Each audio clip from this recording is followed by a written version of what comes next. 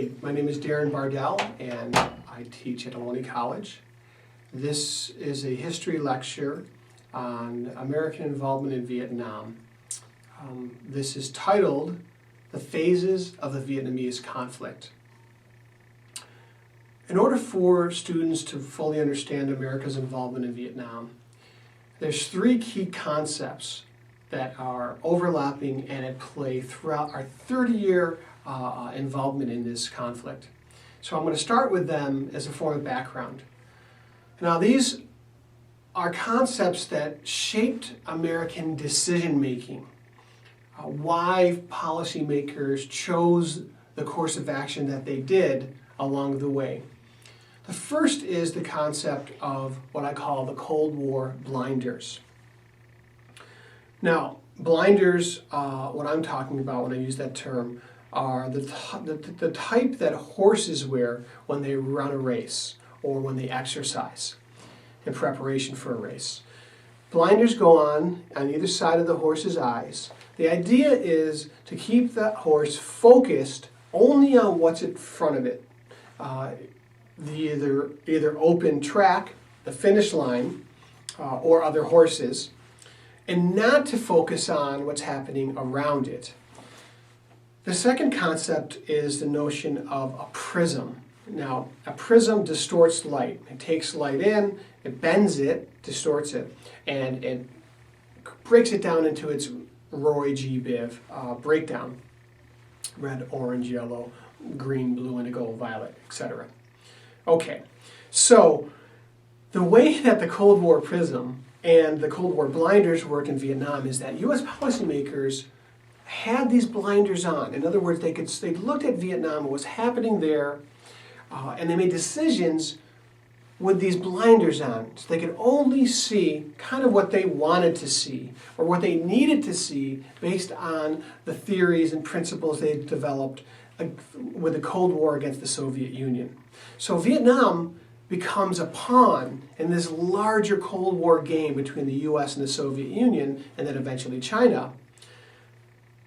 And the second concept here, this prism, that's related to that is that when they saw something, like for example, that Ho Chi Minh, the leader of the nationalist leader of the North, when they saw that he was a socialist or a communist, the prism didn't allow them to see the reality that he was first and foremost a Vietnamese nationalist, that he had a nationalist movement to liberate Vietnam from imperialist occupation. And that this had been going on first with the Chinese, then with the French, and then with the Japanese, who occupied, as we know, Vietnam through World War II. So when the U.S. come into it, and they are seen as another occupying nation by the Vietnamese people, especially the Vietnamese people of the North, and by Ho Chi Minh, the U.S. don't see it that way. They see the reality based on their Cold War philosophy and doctrines. Okay, the second notion here is the idea of incrementalism. Now, the way this affected U.S. policymaking in Vietnam is this. One president would make a decision about Vietnam and about how many troops to have there, about what to do, where to bomb. Then that president would either leave office or be voted out of office, and another president would come in. And they would incrementally take the U.S. deeper into the involvement into Vietnam. And so by the third or fourth president, they don't even remember why the first president had us involved in Vietnam in the first place. That's so far removed because of this long, incremental, slow process of becoming involved in Vietnam. And so they're making decisions without even realizing how deep their nation is in. The other problem with incrementalism is that it's hard to get out because you're so deep in the process by the time you come along and you make your decisions, because you've incrementally committed yourself to this event, to this war, that it's very hard to pull yourself out. Okay. Last, and probably the most significant factor that affected decision-making on the negative side, poor decision-making, was an ignorance of Vietnamese culture and history that almost universally was shared among American policymakers throughout all these phases I'm going to lecture on today. The idea here is that U.S. decision makers, people working in the State Department, who gave advice to the high-level people, they did not have a background in Vietnamese culture, Vietnamese language, Vietnamese history. And so they would make decisions that were ignorant or ignored the subtleties that happened within a culture. So to give one basic example here, we had a policy that came into effect about 15 years into the war, where American servicemen were rounding up villagers and taking them out of their villages and putting them into what they called safe zones. And the idea was that they would protect them from the communist forces in the area, and they'd be easier to watch over them if they relocated them to an area that American forces had secured.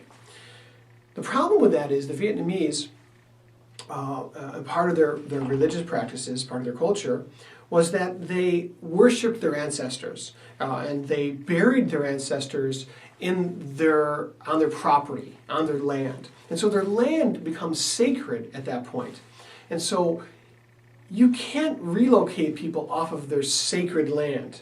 You can relocate people off of land, but now when the land itself has become sacred to them. And so this caused a big disconnect and problem between the American policymakers and the Vietnamese.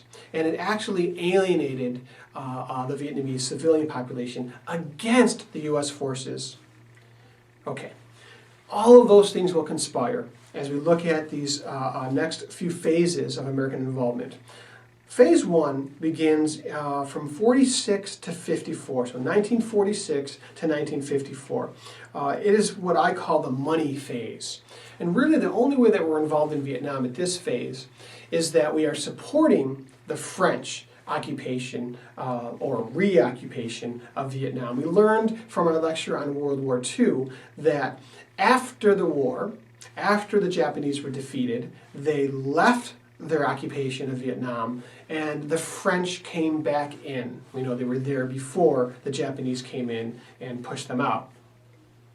And so, right off the bat, you know that that's not going to leave a very good taste in the Vietnamese people's mouth, right? They've got the occupation of the French, they're pushed out, occupied by the Japanese, they're pushed out, and then reoccupied by the French. Now the U.S. supported the French in Vietnam for that first phase that I'm talking about there from 1946 to 1954, until a very important event happened where the Vietnamese were significantly defeated in a famous battle and gave up the fight. So that gets us into our next phase of U.S. involvement, phase 2, the Eisenhower phase, what I call sink or swim with Diem.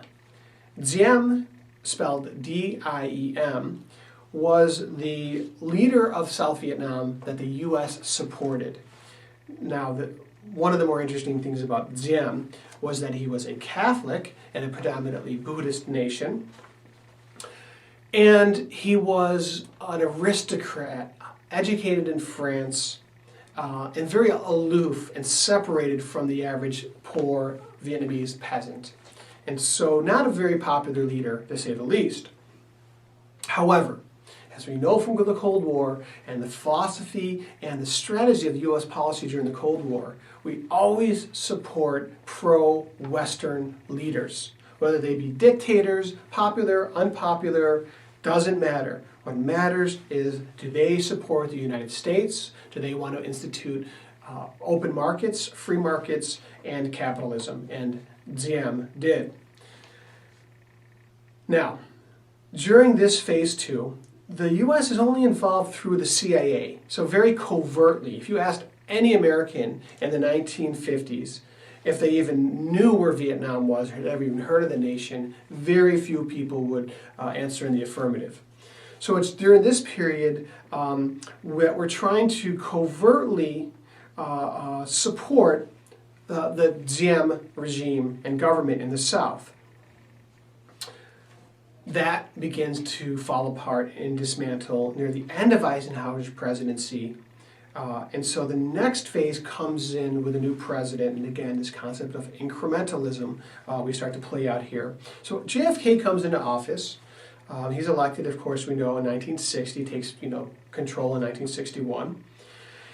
And I call this phase, phase 3, JFK's counterinsurgency phase. So the U.S. is involved during this phase through a new doctrine that, again, is called counterinsurgency, where the U.S. is going to send military advisors to train the South Vietnamese on how to resist and fight against the North Vietnamese. This phase ends very simply with the assassination of JFK. So he, some believe, wanted to pull the U.S. out of Vietnam, but the theory goes, didn't have the opportunity to because he was assassinated before he finished his term in office. So phase 4 begins with the election, or with the assumption of office by Lyndon Baines Johnson, LBJ, in what I call the blank check Americanization of the war. Now, this is the period, the phase of Vietnam that most of us are familiar with or have family who are familiar with. The mid-60s, 1965 to give it an exact date, where Johnson goes before Congress and says, I want this nation, I need you, Congress, to approve increased involvement of U.S. troops in the southern Vietnamese region to support the government there and to resist northern aggression or northern communism from taking over the nation.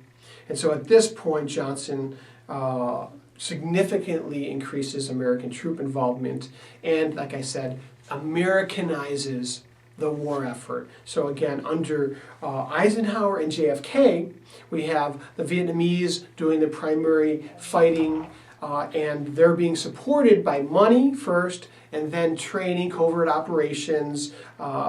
Now, Americans themselves, American Army, Navy, and Marines are going to go into Vietnam. They're going to take an active role in actually fighting against the Vietnamese from the north. Okay. This, from the very beginning,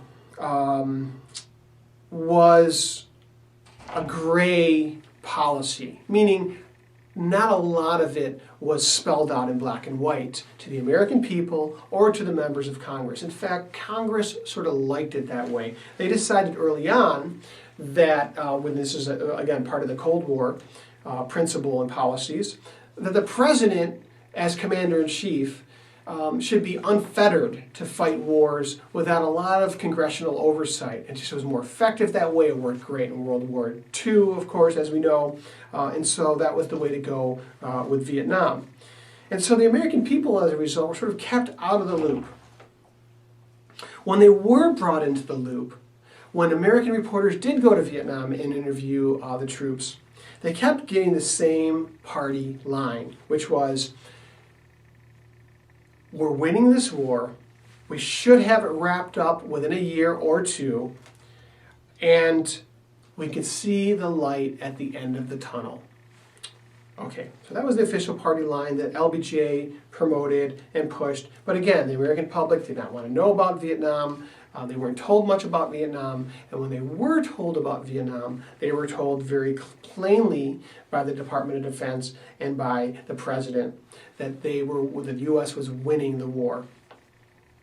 That all ended in 1968. So 1968 becomes a very important date for American involvement in Vietnam. It's sort of the high point, and from that point, it's just downhill to an eventual failure and full-out withdrawal from Vietnam. So this introduces the next phase, phase 5, which I call Tet and the credibility gap. Okay, a credibility gap is a gap in what someone tells you and what is the reality. And so somebody who lies to you a lot has very little credibility with you. Okay, so Eisenhower and then Kennedy, they had a lot of credibility with the American people. Eisenhower because he was the commander-in-chief of all the forces in World War II. Kennedy because he was very charismatic and had a way with the American media. Now Johnson was a very charming president as well. The problem was he was not telling the American public the full truth about America's shortcomings, problems, and events in Vietnam. And so what happens in 1968 is, of course, the Tet Offensive. And I've lectured on this before, the very important offensive. In one single day, approximately 25 American bases and military installations were attacked simultaneously in the South. And so what that does is, to an outside observer looking at this, it tells you that the Vietnamese and the North were able to coordinate over a long period of time a lot of troops to do this offensive and attack all these military installations. That's one thing it tells you. Number two, it tells you that they must have had to help or support by the people of the South. So the Vietnamese people living in the South must have either hidden these troops or outright supported or helped them in these offenses. Now, that's after we have been told, LBJ and the Pentagon giving these formal press releases and statements saying that America was winning the war, that the South wanted us there, that they supported us over the North Vietnamese. And so what this event clearly showed was that that wasn't true. There was a credibility gap over what the Pentagon was saying, the president was saying about the South, and what was the truth on the ground. The next thing it tells you and shows you is that this war is far from over. And remember, we've been told that the president and the Pentagon had kept putting out messages, and I showed you some of these videos in class, that the famous metaphor was, there is light at the end of the tunnel. And any day now, this war is going to be over. Well, Tet proved that that was not the case, that this war could probably go on for much longer. Okay. Based on this clear political victory by the North Vietnamese, their attempt, of course, to unify the country, Johnson decides that he's not going to run for re-election in 1968. So basically this ruined Johnson's re-election chances. It opens the door for Richard Nixon to come into politics again, come back into politics, and run for the presidency in 1968 and win. Okay, so phase 6 of this is, again, probably a phase your family, people who you may have talked to about Vietnam, will remember very distinctly. And that's the two terms of Richard Nixon. I call this the Vietnamization of the war, 1968 to 1975. In this phase 6, Nixon decides that yes, we're still going to support the Vietnamese, we're going to send American troops to fight in Vietnam, but we want to put more of the burden on the Vietnamese people themselves, the Vietnamese soldiers, the Vietnamese citizens. So we're going to recruit more Vietnamese for the military services, and we're going to put the fighting more on their shoulders. Okay, you probably have heard something very similar in discussions of Afghanistan and Iraq today, where the American occupational forces are there, and they are starting to scale down and withdraw, and the idea is that they're going to leave the fighting and the defense of their nation to the people of Afghanistan or Iraq, respectively. This is very much what they were trying to do here in Vietnam.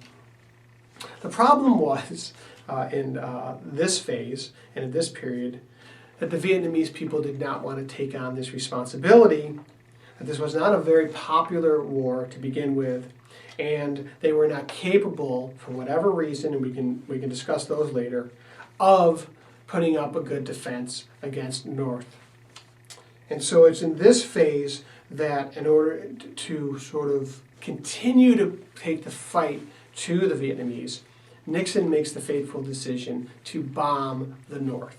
So just to give you a sense of scale on bombing of the North, the U.S. will drop more tonnage of bombs on North Vietnam than all of the armies dropped in World War II combined. That's the U.S., the British, the Germans, the Italians, the Japanese. We will drop more bombs in this phase and under Richard Nixon on the North than all of the armies dropped in World War II combined. Okay, so that'll give you a sense of the scale of this new Vietnamization process under Richard Nixon. This all comes to a screeching halt in 1973, and it rages on for about 5 years there, but to no avail, and was not successful at bringing the North Vietnamese to the negotiating table. In fact, it failed miserably. It turned international opinion against the United States. And so Nixon throws in the towel. There's a very famous peace delegation that meets up in Paris, and they sign an agreement, and the U.S. begins to withdraw forces from South Vietnam. But the story's not over yet. In the process of withdrawing forces from 1973 to 1975, the North scales up its occupation or reoccupation of the South. And little by little, town by town, region by region, South Vietnam is becoming engulfed by North Vietnamese communist forces. It all comes to a head in 1975 with what they call the Fall of Saigon, where the last U.S. forces completely withdraw while there's an advancing Vietnamese army coming into the city of Saigon. Of course, now renamed Ho Chi Minh City. To the victor goes the spoils. Okay, so what else is distinctive about Phase 6?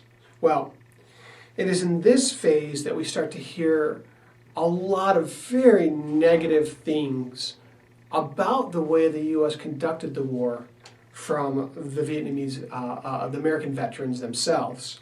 It is in this phase where a very negative episode where American soldiers killed Vietnamese civilians breaks the media.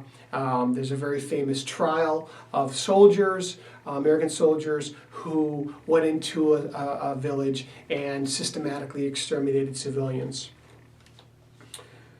It's also when we start hearing first about post-traumatic stress disorder, PTSD.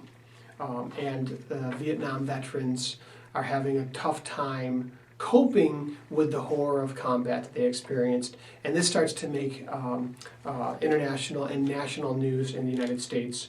And there's really very inadequate treatment for these veterans at first. And they begin slowly, the Veterans Administration, to deal with this. We also hear for the first time about a substance called Agent Orange in this phase. And we realize, we first hear about how this chemical developed by Dow was systematically dropped all over the North and the South to defoliate the jungle, to remove foliage from the jungle so that it was easier to see the enemy. Problem was that this chemical developed by Dow, Agent Orange, was a carcinogen. And the troops who applied it and the civilian population that were exposed to it started to develop cancer, especially their children. Okay. America's leaving Vietnam was probably the low point of our foreign policy of all time.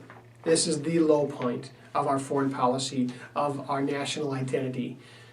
Even with Pearl Harbor, that was a failure and a loss of life, but it was a sneak attack. We didn't have a chance of defending ourselves the way Americans viewed that event. This was clearly a failure of American forces, American military. And so the 1970s,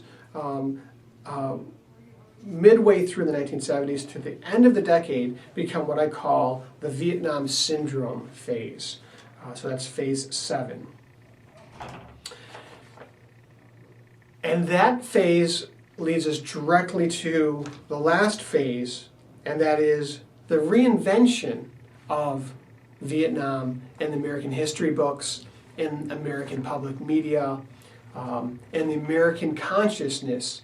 And that effort was led by Ronald Reagan and his administration, as they had to still deal with a Cold War threat, a Soviet Union within a Cold War context, but an American public that had a very strong distaste for war in its mouth after failure in Vietnam.